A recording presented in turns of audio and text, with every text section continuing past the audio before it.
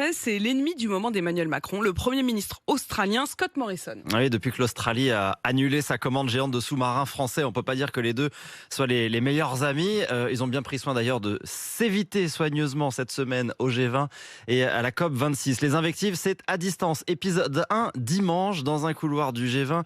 Emmanuel Macron répond à un journaliste australien: « Oui, je sais que Morrison m'a menti. » Épisode 2, lundi, lorsque l'Australien laisse fuiter un SMS envoyé par Emmanuel Macron 2 jours avant la dénonciation du contrat et dans lequel il s'interrogeait: est-ce que je dois m'attendre à de bonnes ou à de mauvaises nouvelles? La réponse est arrivée par lettre tout juste quelques heures avant la conférence de presse.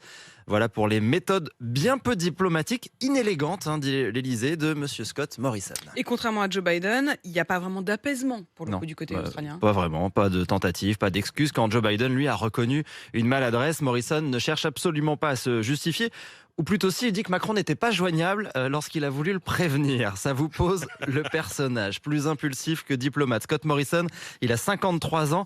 C'est un peu le Trump australien. C'est Jean-Yves Le Drian, le ministre français des Affaires étrangères, qui a osé la comparaison.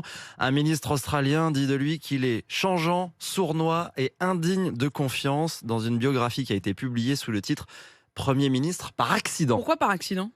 Parce qu'en 2018, il a mené la rébellion dans son parti conservateur et au sein du gouvernement contre son Premier ministre, que pourtant il soutenait publiquement, mais qu'il a trahi en secret avant de prendre sa place. Vous voyez, il n'en est pas à son premier coup de poignard dans le dos. L'année suivante, il remporte à la surprise générale les élections qu'il a lui-même convoquées. Il dit même que c'est un miracle. Scott Morrison, c'est un fils de policier, diplômé de sciences, chrétien évangélique, passionné de théologie, vivement anti-migrant, ouvertement climato-sceptique. Il a toujours défendu le charbon. Au moment des terribles incendies qui ont frappé l'Australie, il estimait que ce n'était qu'un mouvement de panique politique. Il n'a pas vraiment d'expérience internationale. Sa première décision, ça a été de déplacer l'ambassade australienne à Jérusalem, exactement comme Donald Trump, à la surprise générale et sans prévenir son chef d'état-major.